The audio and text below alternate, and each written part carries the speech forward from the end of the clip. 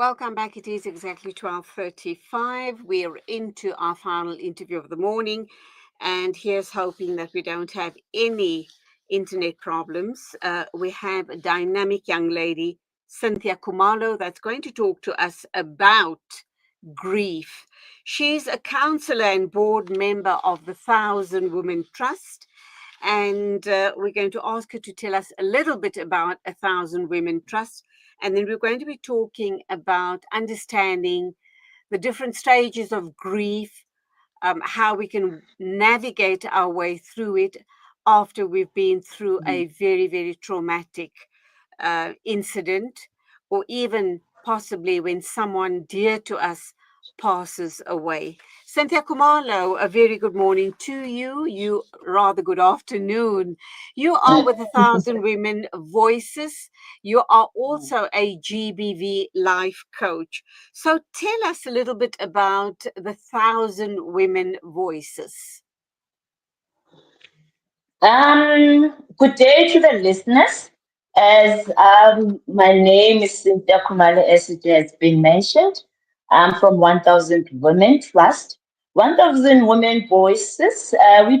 We are the activists. We fight here for women and children against gender-based violence, and through that we use the media platforms, the WhatsApp.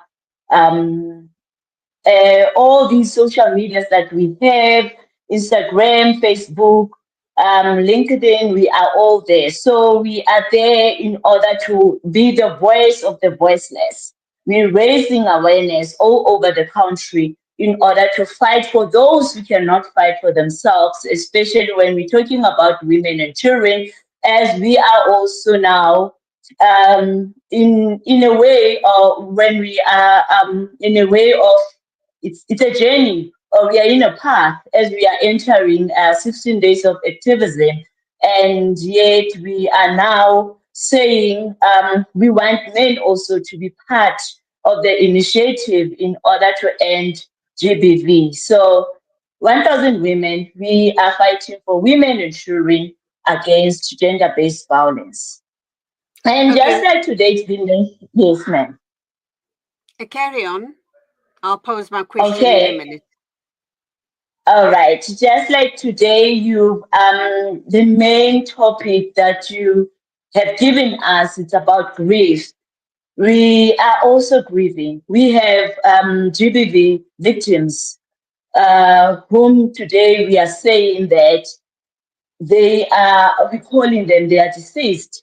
We're calling them that they were taken away from us because of gender-based violence. So we pleading to our nation that it's high time that we end this. And as we talk about grief, grief is a natural emotional response to loss, particularly the loss of someone or something deeply meaningful. And losing someone through GBV, it's even more painful because it affects people differently because grief is highly personal. And would definitely say that we need to also deal with the coping style, the life experiences, culture involved also. There's so many so many things that we could talk about it's basically when we're talking about grief. How does grief typically manifest emotionally, mentally, and also physically? I could say that grief can affect a person on a multiple levels.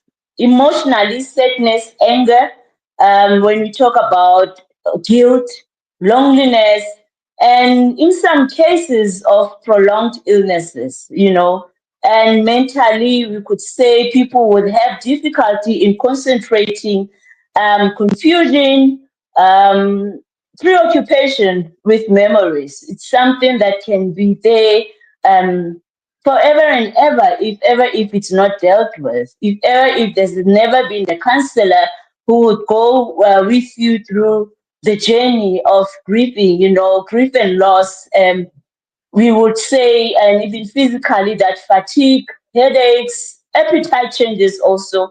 insomnia, it means that you will definitely have problem of sleeping at night because now because you have lost something that was very important to you. And it's important to recognize these reactions. And it's not signs of weakness or instability, but it's just that we're saying to people that you must come out and seek for help, as there is counselors out there who will be able to help you to go through the journey of healing. Are there common misconceptions that you come across in your work about grief? What do they sound like? What do they look like? And how do you correct those misconceptions? Um, I would definitely say yes. We have several myths, often making grieving harder. And you know what? As you asking me that, I think it was last year whereby I experienced a grade 12 learner who was crying, grieving over the mother that they've lost, even though it wasn't over GBV, but it means that we should have we had to give her support. We had to be there for that child. You should be over it by now. It's something that I would say grief has no timeline. Crying means you are weak. It means that crying is a healthy emotional release. It's okay for you to cry. And moving on means forgetting. Healing involves remembering with peace, not erasing memories. So those are the things that we had to, those are the common conceptions about grief that people encounter in their daily lives, especially when people don't even understand the pain that you are going through. Do you believe that culture, religion, lifestyles, etc., influences the way people experience their own personal grief? Yes, yes, yes, yes. Culture and religion, they shape how grief is expressed and understood and supported. And some cultures encourages open expression. And in other religious beliefs may offer comfort through concepts of afterlife or rituals for the deceased. And understanding cultural and spiritual perspectives helps professionals provide respectful and inclusive support during grieving processes. And when you ask me about religion and culture, I remember very well that the very same child that I said I had to give her support throughout the journey of grieving for her mother, for the loss of their mother, she mentioned that their father refused them to go to church. And they felt that the church is whereby they shared memories with their mother and they feel great, they feel good, they feel there's a healing process. It's a safe space for them to go to church as it is something that they used to share with their mother. So, when you counsel someone that's going through grief, and grief is so personal, it's so different from person to person. Some people are stronger, some people aren't, some people cannot see the light at the end of the Mm, tunnel. What are some of the mm. healthy coping mechanisms that you share with the patient?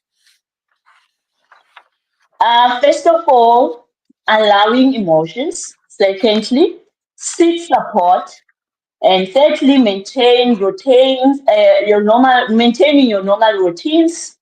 And then self-care, creating creative outlets. That means journaling, your art or music therapy can also process emotions. And when I talk about self-care, I'm talking about eating healthy, resting, exercise, and practicing mindfulness activities. And when I talk about seeking support, I'm talking not only about counselors, I'm also involving family members, friends, or support groups, as we also provide support groups for those who are going through grieving and loss.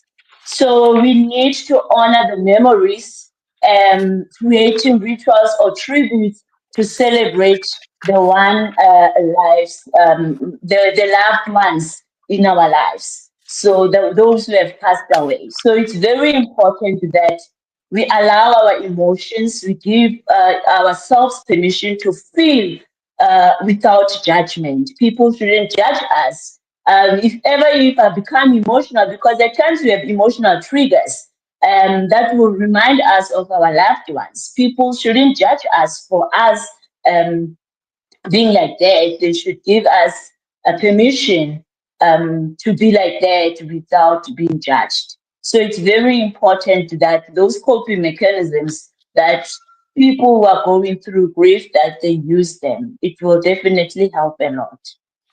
Okay, we're going for an ad break, and when we come back, I do want you to ponder on this question. We're talking about grief, but it's not only necessary about somebody who has passed away. Grief can be, you Yeah, can yeah. grieve over anything, a lost job, a Mm, broken relationship, a friend that has mm, relocated overseas, moving mm. house. So, you can be grieving under any life condition or situation, and it won't be different to grieving for somebody who's passed away. But you can respond right after the ad break. Okay, thank you. National investment and advisory services from an award-winning firm? Look no further than the Belmont Mayer Group, your gateway to unparalleled investment and wealth management. At Belmont Mayer, we believe in the art of wealth creation, a meticulous process fueled by our unwavering commitment to excellence. With a focus on providing elite alternative investments and quality advice, we also pride ourselves on maximizing value for our esteemed investors as seen through our consistent outperformance. Your financial success is our top priority. Join us at Belmont Mayer and experience the difference firsthand. Ready to embark on a journey of greatness? Contact us today. Reach out to the Belmont Mayer Group on 078 786 1698. Call or WhatsApp or email us at info@belmontmayer.com. Elevate your financial future with Belmont Mayer, where every detail matters. Discover the Africa of your dreams and surround yourself with her spectacular beauty. Relax beneath her serene sunsets and explore wildlife at its natural best. It's where the pride of Africa comes together. The Kwantu Private Game Reserve. Get to know the Big Five or cruise on an elephant safari game drive. Interact with lion and tiger cubs and enjoy world-class halal cuisine while we pamper you during your 5-star stay. Indulge in the true African experience. For reservations, call now on 042 203 1400 or visit kwantu.co.za.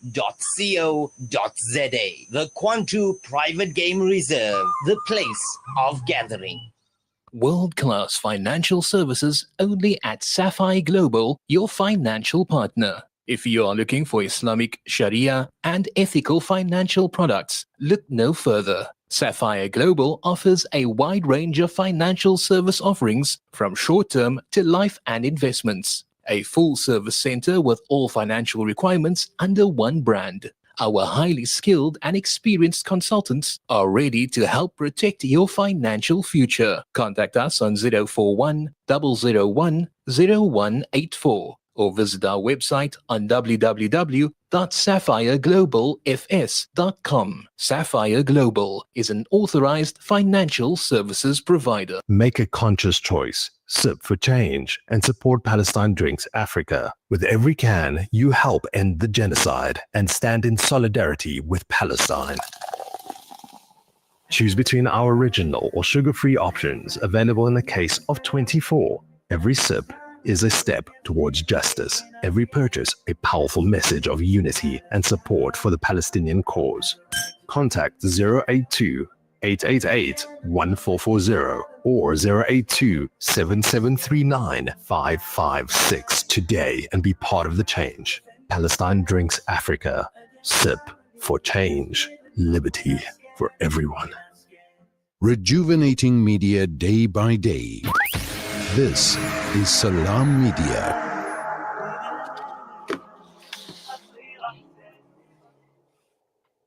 It is exactly 12:50. This is the mid-morning show with me, Julie Ali. We are talking, let's understand grief, the grieving process, with Cynthia Khumalo, and she is a counsellor and board member of 1000 Women Trust and also a GBV life coach. Welcome back, Cynthia. And let's talk Thank you. about the different, we don't only grieve when somebody passes on. There are many other situations where we do go through a very similar grieving process. Talk to us about that. Yes, there are stages or phases of grief, and it is normal for someone to move back and forth between them. We have denial, we have anger, bargaining, depression, acceptance, and however, it's not linear. People often move back and forth between stages or experience them in different orders. And healing doesn't mean passing through each stage perfectly. So it's about gradual adaptation and finding balance over time. And the comment I made before the ad break, when we talk about grieving, we're not talking only about a person passing on, passing away. You can grieve if your Yes. marriage breaks up. You can grieve if, for example, someone goes away, someone relocates, immigrates abroad, etc. You will still go through the same grieving process, will you not? Yes, you're still going to go through the same grieving processes. It means that we're talking about someone who's going to be withdrawn. We're talking about someone who is going to be um, feeling that she's all alone, she's lonely, there's no one for her. And remember, it's the same as when you're losing a job, that suddenly you become retrenched. It means that you are going to grieve for the loss of your job. You will definitely find yourself that you're going through emotions that you will definitely need people or your loved ones to be there for you as you'll be going through a tough time and a very challenging moment whereby it's hard for you to accept the situation as it is. But what we need to do is that we need to be there for each other. We need to give comfort as it comes. True comfort comes from empathy and patience and consistency to the loved one. So, yes, of course, you will definitely go through all these stages of grief when you have lost something that was close to you and it meant a lot to you, regardless whether it's the passing of someone, but even in life events, you will definitely go through the same stages. Can grief ever be fully overcome, or is it more about learning to live with the loss? I would say that grief feels overwhelming and doesn't ease over time.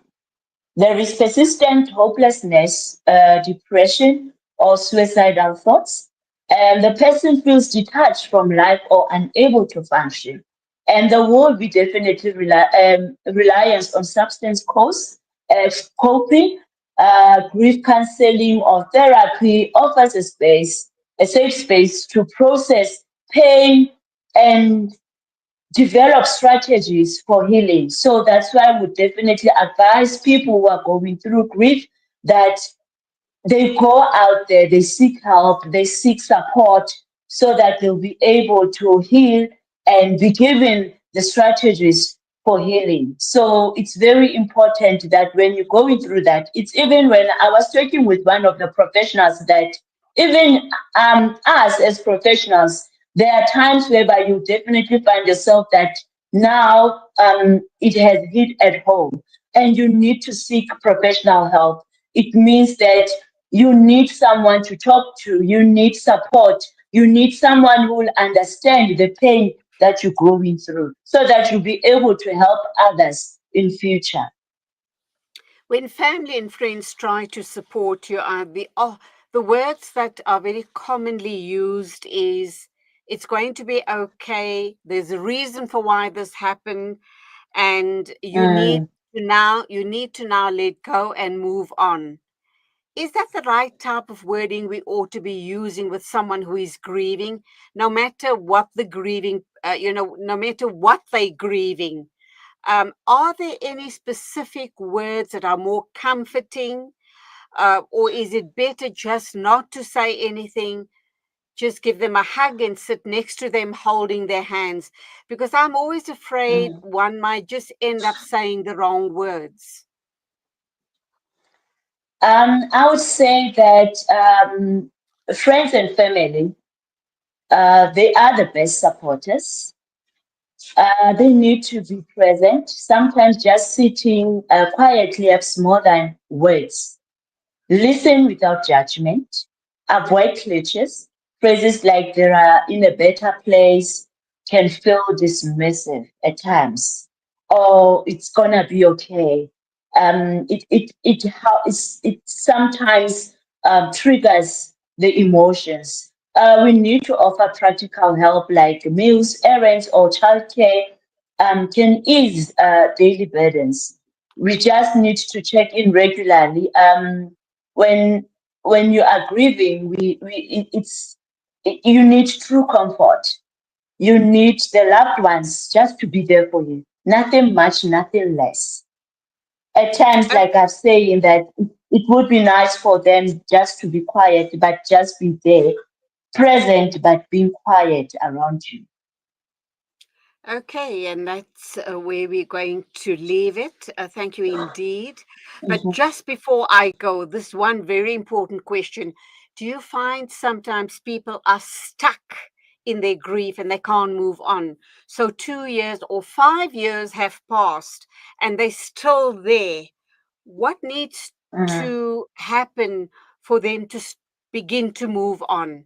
And is that the time when you say to them, it's time to move on? We need to acknowledge pain.